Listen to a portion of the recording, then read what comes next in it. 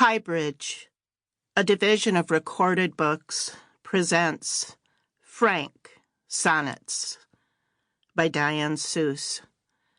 Read by Diane Seuss. To you, and for my sister. This is my barbed wire dress. It protects the property, but doesn't hide the view. Candy, darling. Feel like a lady, and you my lady boy. Amy Winehouse. Frank has asked me to announce that none of the sentiments expressed in this poem are his. They're mine. Elaine de Kooning. I drove all the way to Cape Disappointment, but didn't have the energy to get out of the car. Rental, blue Ford Focus. I had to stop in a semi-public place to pee on the ground, just squatted there on the roadside. I don't know what's up with my bladder. I pee and then I have to pee and pee again. Instead of sightseeing, I climbed into the back seat of the car and took a nap. I'm a little like Frank O'Hara, without the handsome nose and penis and the New York school and Larry Rivers. Paid for a day pass at Cape Disappointment, thinking hard about that long drop from the lighthouse to the sea. Thought about going into the Ocean Medical Center for a checkup. But how do I explain this restless search for beauty or relief? The problem with sweetness is death. The problem with everything is death. There really is no other problem if you factor everything down, which I was no good at when studying fractions. They were always using pi as their example. Rather than thinking about factoring things down, I wondered what kind of pi. And here I am, broke, barely able to count to 14. When people talk about math, they say you'll need it to balance your checkbook. What is a checkbook, and what, indeed, is balance? Speaking of sweetness, for a time I worked in a fudge shop on an island. After a week, the smell of sweetness made me heave, not to mention the smell of horses. It was an island without cars, shit everywhere. When I quit, the owner slapped me. Intimacy unhinged, unpaddocked me. I didn't want it. Believe me, I didn't want it anymore. Who in their right mind? And then it came, like an ice cream truck with its weird tinkling music, its sweet frost. I fled to the shore and saw how death-strewn, all the body parts washed up and sucked clean, like that floor mosaic by Seuss of Pergamon, unswept house. Seabirds flocked and dematerialized like they do. Bees raged at their own dethroning.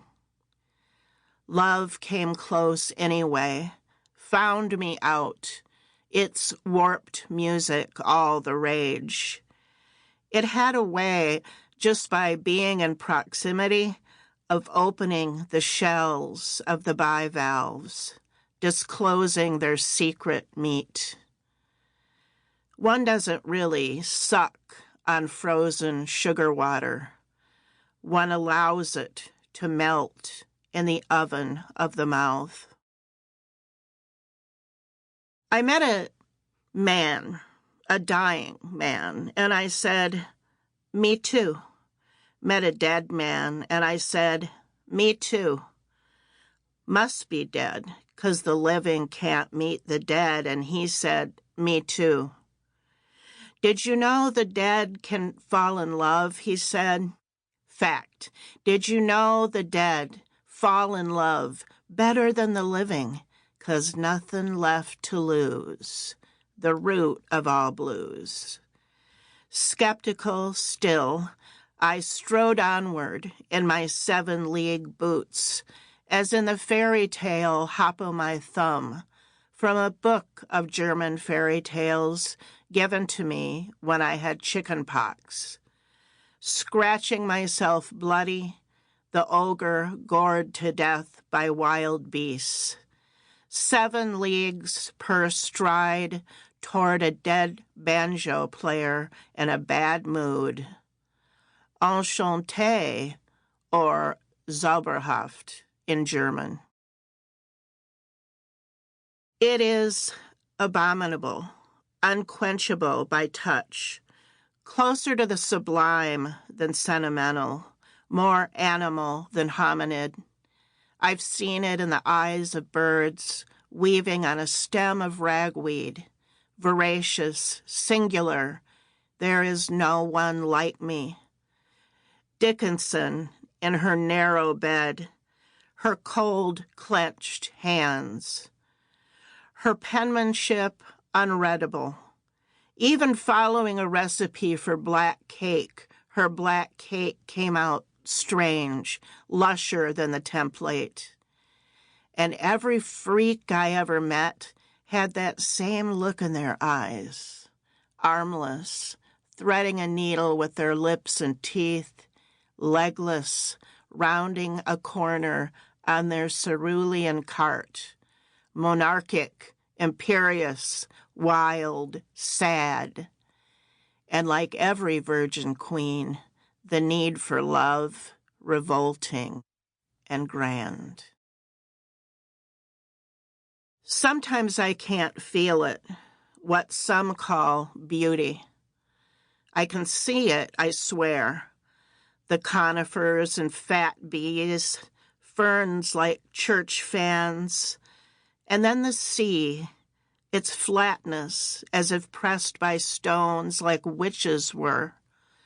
The dark sand ridged by tides, strewn with body parts, claws, the stranded mesoglea of the moon jellyfish, transparent blob, brainless, enlightened in its clarity. I stand there. I walk the shore at low tide, the sky fearless, not open to me, just open. There it is.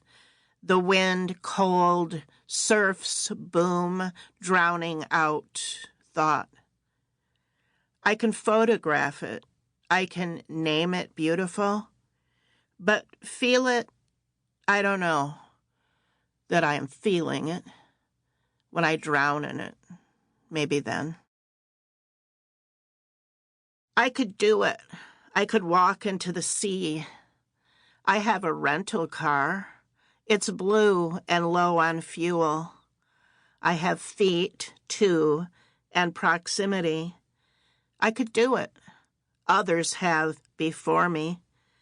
Jeff Buckley, 1997. He was only 30. Carol Wayne, 1985, The Matinee Lady, and a photo spread in Playboy. Dennis Wilson, 1983, after diving for a photo of his ex-wife he'd tossed overboard years earlier. Hart Crane, well, of course, Hart Crane, 1932. Socialite, star, faithful, 1931.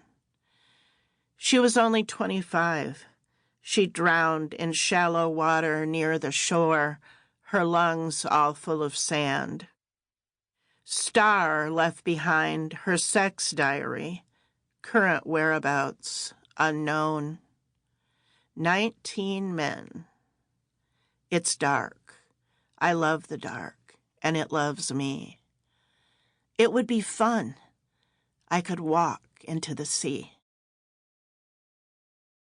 Press a foot into this beach, and blood will ooze up instead of salt water. If there are poems, let them come in sick waves, like pushing contractions for a birth I did not have the strength to finish. Cut me, cut me. They cut me stem to stern, and out came a little drug addict. Do you know the houses here are built from shipwrecks, that the non-denominationals host a vesper service in a chapel whose weekly whitewashing will not staunch the bleeding of the wood? The mad reversals. Fawns are carnivores. Coyotes whine for edible flowers. Each morning, glory, a tsunami siren. Cut me. The ocean, too, is red, though it thought it was exempt. The best is when you respond only to the absolute present tense. The rain, rain, rain, and wind. An iridescent cloud. Another shooting, this time in a shopping mall in Germany. So this is why people want other people to put their arms around them. I will walk to the bay where there is a kind of peace, even emptiness. The barn swallows sharp flight and cry. Who now has the luxury of emptiness or peace? The beauty of thunder in a place where there is rarely thunder. The mind like a jackrabbit, bounding, bounding. My wet hair against my neck. Grandfather's barber shop, the lineup of hair tonics by color like a spectrum. The pool table removed to make a room for great-grandma to live out her years. My father cutting a semicircle in her kitchen table so it would fit around the stovepipe.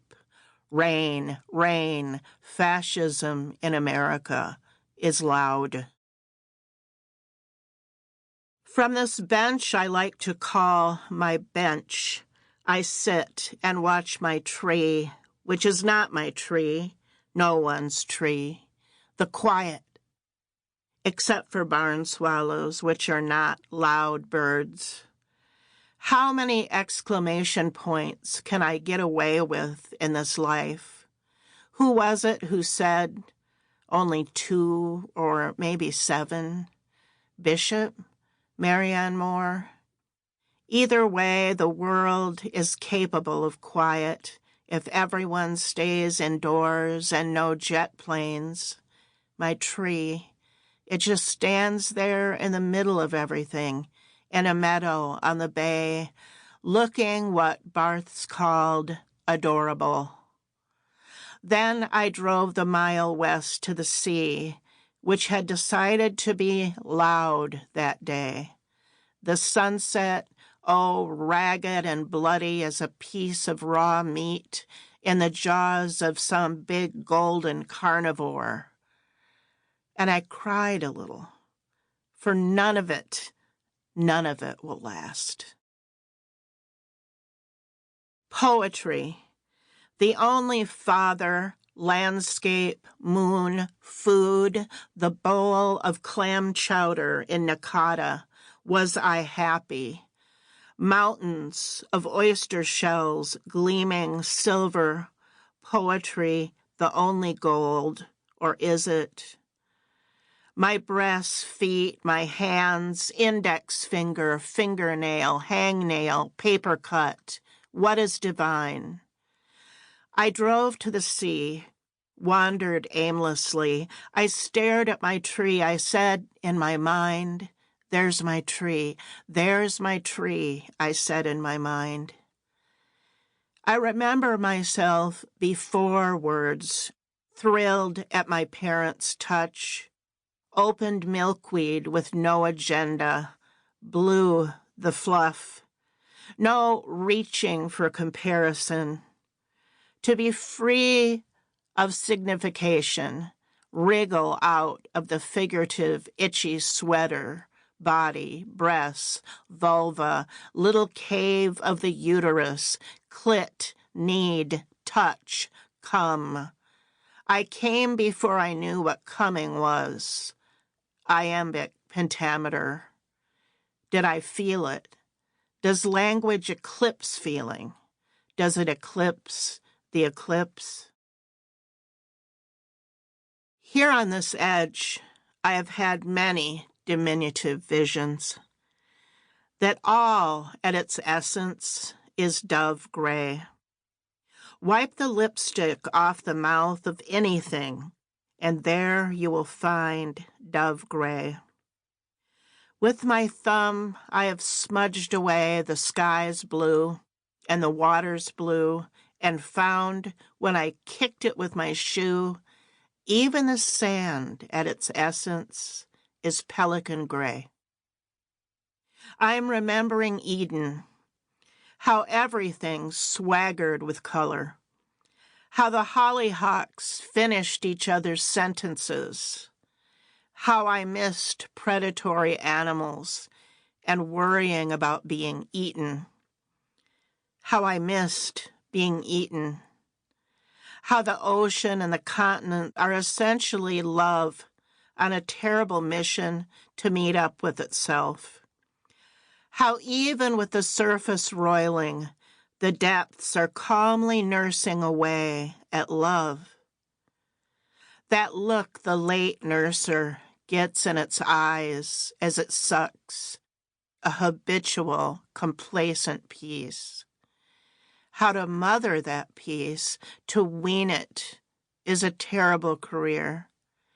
And to smudge beauty is to discover ugliness. And to smudge ugliness is to be knocked back by splendor. How every apple is the poison apple. How rosy the skin, how sweet the flesh. How to suck the apple's poison is the one true meal, the invocation and the Last Supper. How stillness nests at the base of the wind's spine. How even gravestones buckle and swell with the tides. And coffins are little wayward ships making their way toward love's other shore. To return from paradise, I guess they call that resurrection. Don't remember the black cherries gleam, bay shine, mountains sheen, blissful, appalling loneliness. Messy foam at sea's edge, slurry they call it, where love and death meld into slop and unaccustomed birds. Forget all the way back to where you were before you were born. When Dill was a toddler, still finger-sucking, he said he remembered the sound of my blood whooshing past him in utero. Maybe the first of many lies, this one with an adorable speech impediment. I always return, it's my nature. Like the man who couldn't stop liberating the crayfish even though it pinched him hard.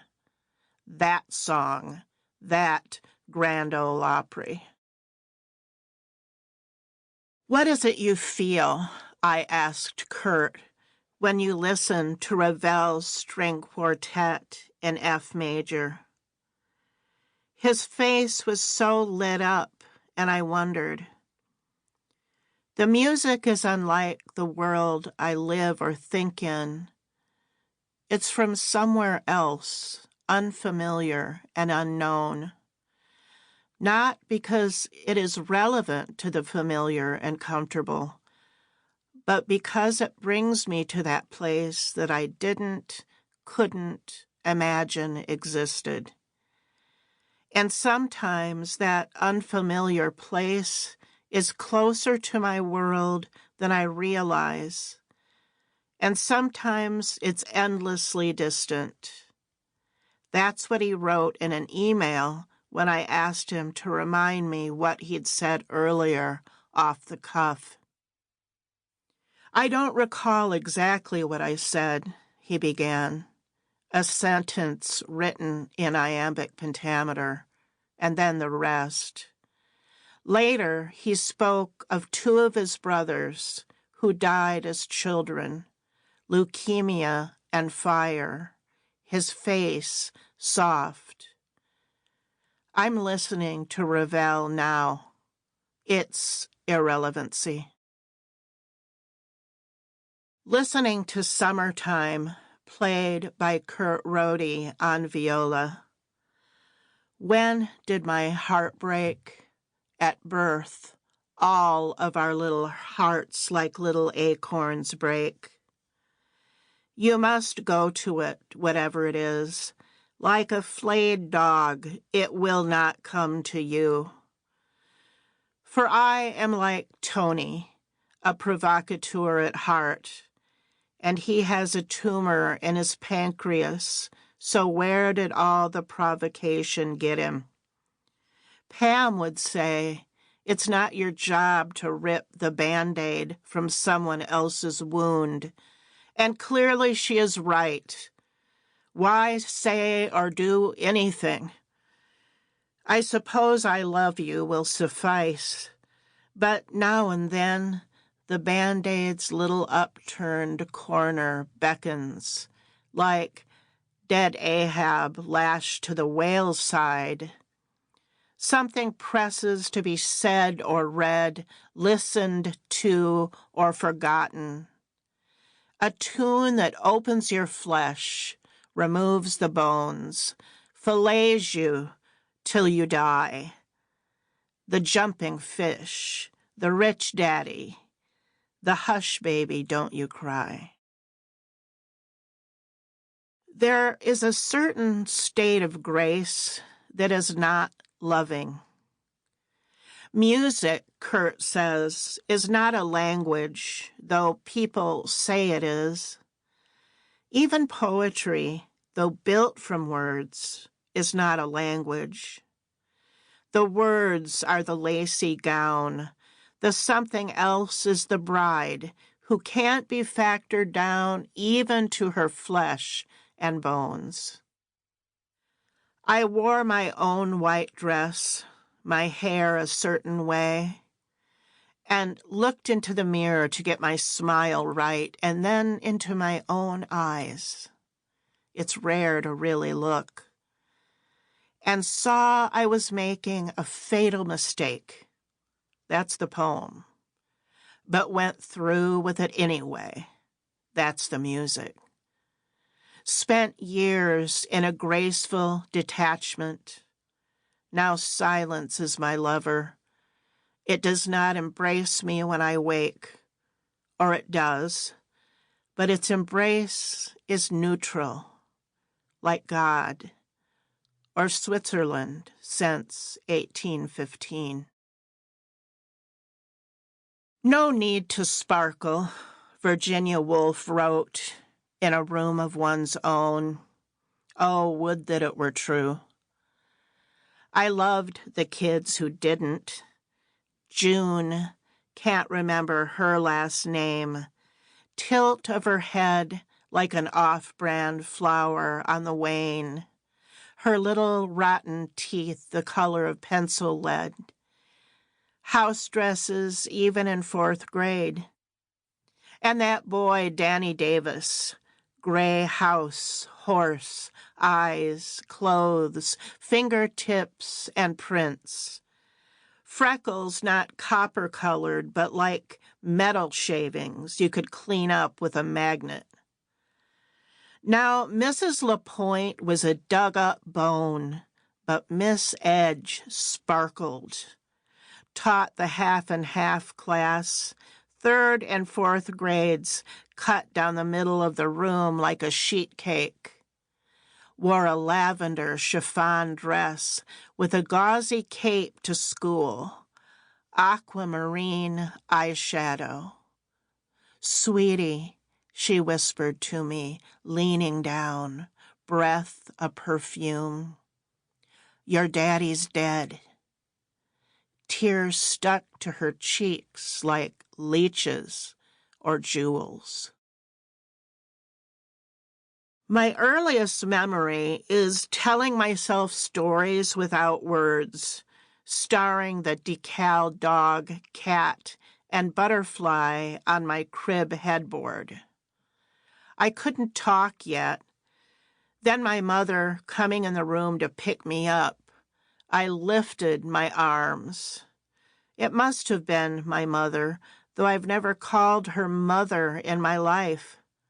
I call her by her name, Norma, and always have. Another early memory is getting lost in a toy store, finding my mother and encircling her legs with my arms. But it was not my mother. It was another lady, a stranger. And from then on, toys too were strange. The small oven that baked cakes with a light bulb, playing under a mock orange tree, and in the abandoned chicken coop. Finding out what I called violets was really petrified chicken shit. Since age 3, I went looking for salvation. The village was safe, it was believed, and the churches within toddling distance. So I toddled to the Methodists, Presbyterians, Baptists, and to the best and worst of all, the Church of God between the cemetery and the rhubarb patch. Cement blocks painted white and a misspelled sign. Bible school was severe, required memorization. Much religion seems to require memorization by children. I won a 2-inch plastic manger scene with glitter on the roof for my recitation of John 3:16. "There's your sins," teacher sneered, after making us put red polka dots all over the hearts we'd cut with safety scissors from white paper. "Now go get saved." And I did, 7 times. I even went to catechism, but the brother said I was too young to convert. He wore thick glasses, his face covered in acne scars. The best part of getting saved was diving into the old pastor's big belly. I could see his undershirt. Who wants to be soft? I don't. I've even seen a hermit crab outgrow its shell and drag its perilous softness into a doll's head. Crab, I empathize. As a kid, I fed my big baby doll's bare foot into a rotating fan blade. I wasn't mean, not at all. Inquisitive. Doll donated her toe to science.